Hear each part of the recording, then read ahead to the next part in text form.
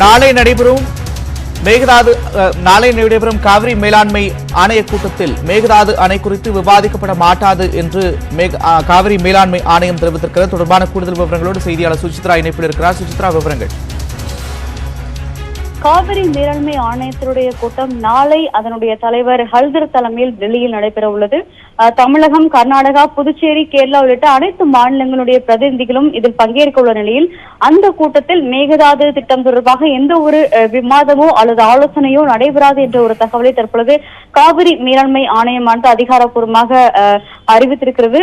நேற்று உச்சநீதிமன்றத்தினுடைய விசாரணையின் பொழுது மேகதாது குறித்து விவாதிக்க கூடாது என்ற ஒரு கோரிக்கையை வலியுறுத்திய மனுவானது நேற்று உச்சநீதிமன்றத்தில் விசாரணைக்கு எடுத்துக் கொள்ளப்பட்டது. அப்பொழுது கர்நாடகம் மற்றும் தமிழக அரசுகள் ஆகிய இரண்டு அரசுகளுமே இது குறித்து விவாதிக்க எடுத்துக்கொள்ளக் கூடாது என்ற ஒரு கோரிக்கையை நாங்கள் காவிரி நீர் மேலாண்மை ஆணையத்திடம் முன்வைக்க உள்ளோம் என்ற ஒரு கருத்தை அவர்கள் முன்வைத்திருந்தார்கள். அதன் அடிப்படையில் மேலாண்மை ஆணையத்திற்கு உச்சநீதிமன்றமானது நோட்டீஸ் அனுப்பி செவ்வாய்க்கிழமைக்குள் பதிலையும் தாக்கல் செய்ய உத்தரவிட்டிருந்த நிலையில்தான் இந்த மேகதாது விவாதம் என்பது நாளை நடைபெற உள்ள அந்த காவிரி மேலாண்மை ஆணையத்தினுடைய கூட்டத்தில் நடைபெறாது என்ற ஒரு அறிவிப்பை மேலாண்மை ஆணையத்துடைய அதிகாரிகள் தெரிவித்திருக்கிறார்கள்.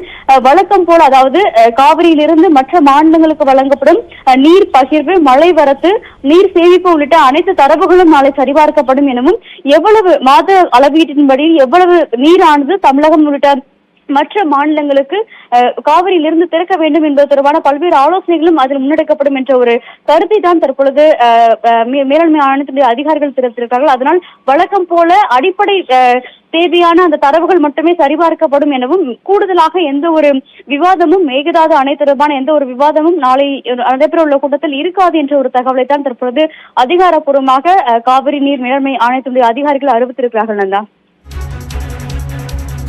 நன்றி சுசித்ரா, விரிவான விவரங்கள்.